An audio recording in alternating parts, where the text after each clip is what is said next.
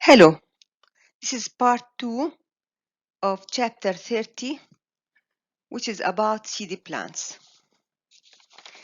The relatively harsh terrestrial environment led to the development of resistant structures for the dispersal of the offsprings.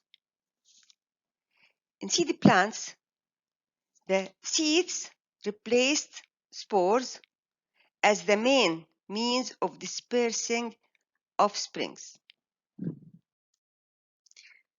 Now we're going to talk about gymnosperms. And gymnosperms bear naked seeds, typically on cones. Extant seed plants form two sister clades, clade gymnosperm and clade angiosperm. The clade, as you know, is equivalent to monophyletic group. Notice here, these are two sister groups, single origin, common origin, one ancestor, gymnosperm and angiosperm. Each one of these are clades. While the seedless vascular plants, we can't say that those are forming a clade, and also non-vascular plants, bryophytes, are not forming a clade because they don't have a common ancestor. Here we have common ancestor for both gymnosperms and angiosperms. Gymnosperms means naked seeds. The ovule, which becomes a seed, rests exposed on a scale, which is a modified shoot or leaf, sporophylls, that form cones or strobili. Therefore, gymnosperm seeds are exposed on sporophylls that form cones. Most gymnosperms are cone-bearing plants called conifers. Unlike gymnosperms, angiosperm ovules develop into seeds, are enclosed in chambers, the carpel, that matures into fruits. The carpel encapsulates the seeds. Remember, we'll see this later on, that the carpel is a female reproductive organ in flowering plants or angiosperms, consists of stigma, style, and ovary. So the ovary is part of the carpel. So carpel develops into fruit, a unique angiosperm feature, or we can say fruits are mature ovaries in most of the cases. Gymnosperm diversity. Angiosperms now dominate most terrestrial ecosystems, though gymnosperms remain an important part of Earth's flora. For example, vast regions in northern latitudes are covered by forests of conifers. The gymnosperms consists of 4 phyla: phylum Cycadophyta, phylum Ginkgophyta, phylum Gnetophyta, and phylum Coniferophyta, the conifers such as pine and redwood. Phylum Coniferophyta. The phylum is the largest of the gymnosperm phyla. Most species have woody cones, but a few have fleshy cones. Most conifers are evergreens and can carry out photosynthesis all year round. The life cycle of a pine. 3 key features of the gymnosperm life cycle are reduction of their gametophytes, production of seeds, a dispersable stage in the life cycle, and the transfer of sperm to ovules by pollen.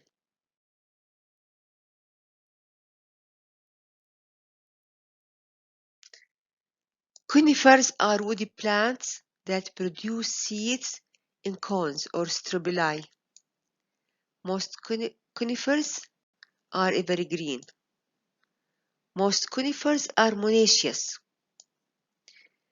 Monoecious, having male and female reproductive parts in separate cones or flowers in case of flowering plants on the same plant. The reproductive parts are generally born in strobili or cones, hence the name conifer, which means bear's cone. Now, notice that this is the ovulate cone, the female cone, and this is the pollen cone. Both are carried on the mature sporophyte, diploid sporophyte, which is has a needle shaped leaves and evergreen. A pine tree is a mature sporophyte, the dominant generation or dominant phase in the life cycle. Pine is heterosporous and therefore produces two types of spores, microspores and megaspores, in separate cones on the same tree because monoecious plant, the pine is monoecious plant.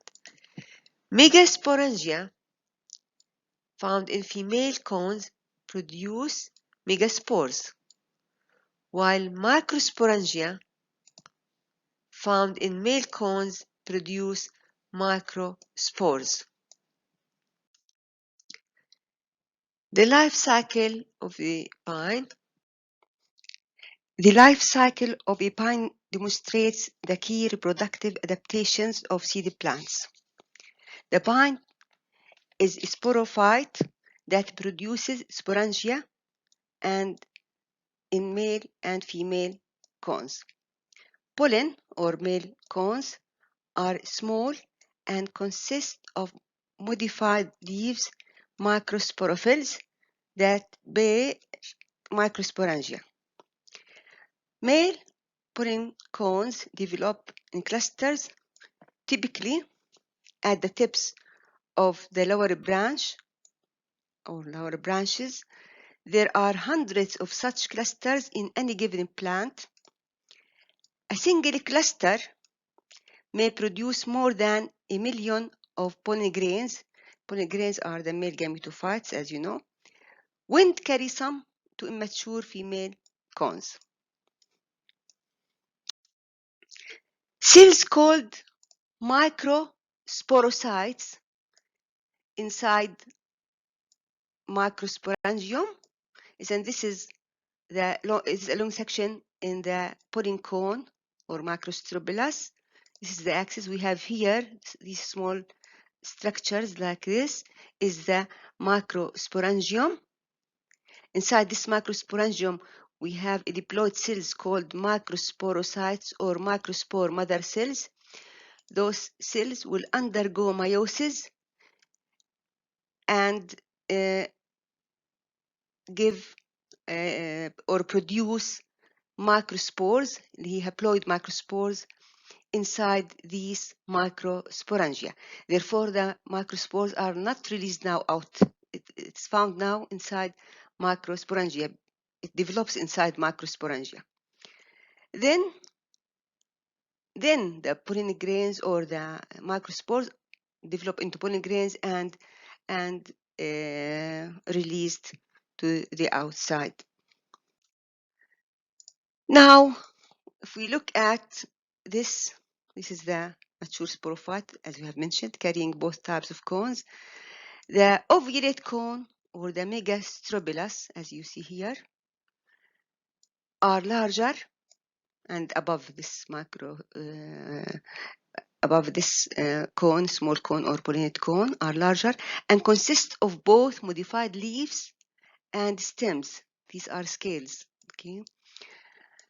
Those modified leaves are called megasporophylls, bearing megasporangia. If you look at this, again, this is a long section in this ovulate cone. This is the ovuliferous bracket. Inside this bracket, we have, in fact, two ovules, but one will be shown. Next. When the ovule is ready to receive pollen, it produces a sticky droplet at the only opening in the integument, the micropyle, where the pollen grains land. This is a process called pollination. Pollination occurs when a pollen grain reaches the ovule.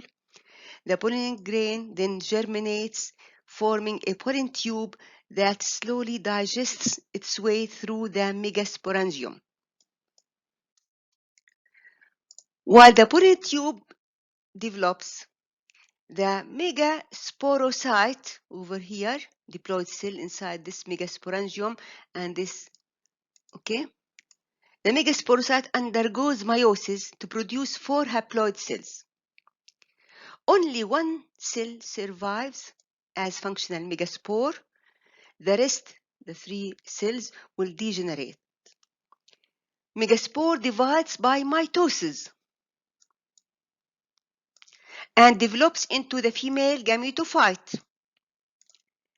The female gametophyte is retained within megasporangia. Again, the female gametophyte inside megasporangia on the tree, on the sporophyte tree. Female gametophyte produced the female gamete, which is an egg, within each of the several archegonia, the gametangia of the female or female gametangia. By the time the eggs are mature, sperm cells have developed in the pollen tube over here, somewhere in the previous slide, which extends to the female gametophyte. Therefore, fertilization occurs when sperm and egg nuclei unite. Fertilization usually occurs more than a year after pollination. All eggs may be fertilized, but usually one zygote develops into an embryo. Therefore, the ovule becomes a seed. Next, please. The zygote grows into young pine embryo, which is the future plant or the future sporophyte in the seed. The developing embryo, which consists of an embryonic root and embryonic shoot over here, with several cotyledons, many cotyledons from 3 to 18, I think the number. The cotyledons are the embryonic leaves. The embryo is embedded in a haploid female gametophyte tissue that becomes the nutritive tissue in the mature pine seed. Female gametophyte tissue, haploid, as you know. The embryo and nutritive tissue are surrounded by a tough protective seed coat derived from the integuments. Over there, the integuments. seed coat. The seed coat extends out to form a thin, papery wing at one end of the seed, enabling the seed to disperse by air currents. From the time cones first appear, it takes nearly 3 years to produce mature seeds from fertilized ovules. The scales of each ovulate cone separate at maturity and the seeds are dispersed by wind. The pine life cycle is shown in this animation.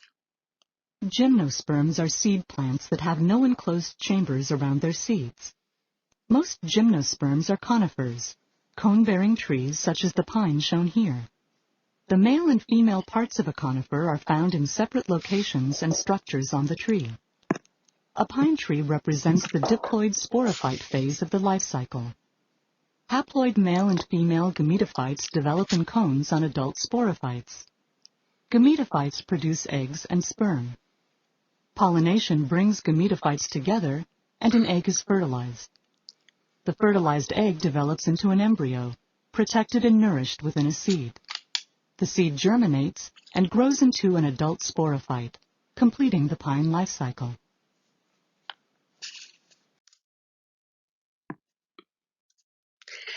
Note that in the pine life cycle, the diploid sporophyte generation is dominant, as in the vascular plants, in all vascular plants, and the haploid gametophyte generation is restricted in size to microscopic structures in the cones.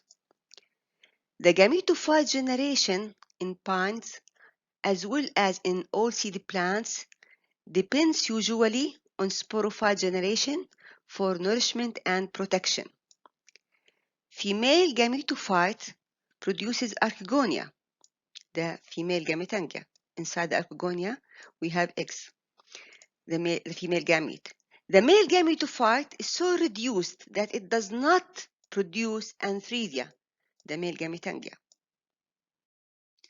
A major adaptation in the pine life cycle is the elimination of the need for external water as a sperm transport medium.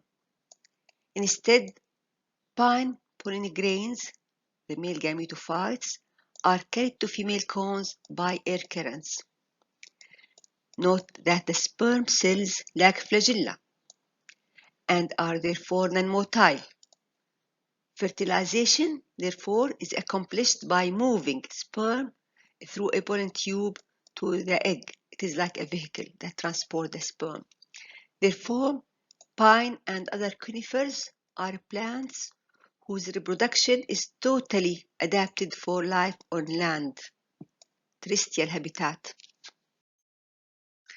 As we mentioned, it takes nearly 3 years to complete the pine life cycle, which progresses through a complicated series of events to produce mature seed.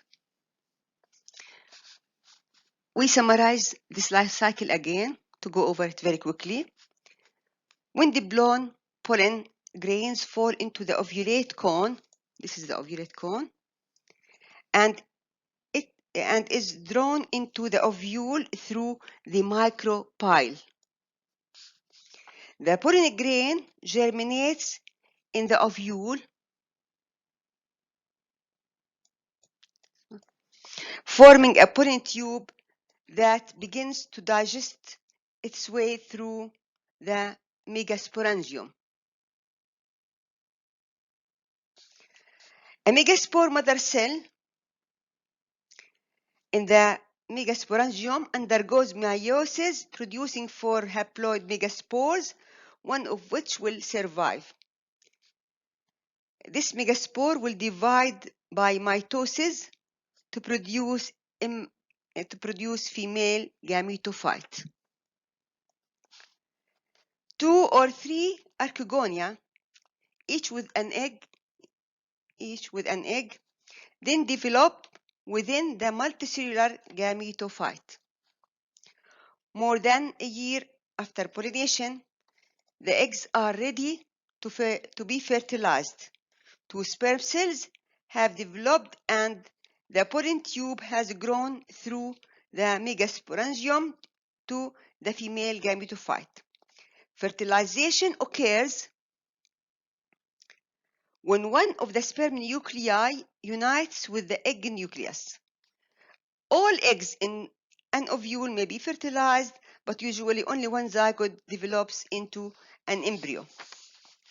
The pine embryo, or new sporophyte, the future sporophyte, has a rudimentary root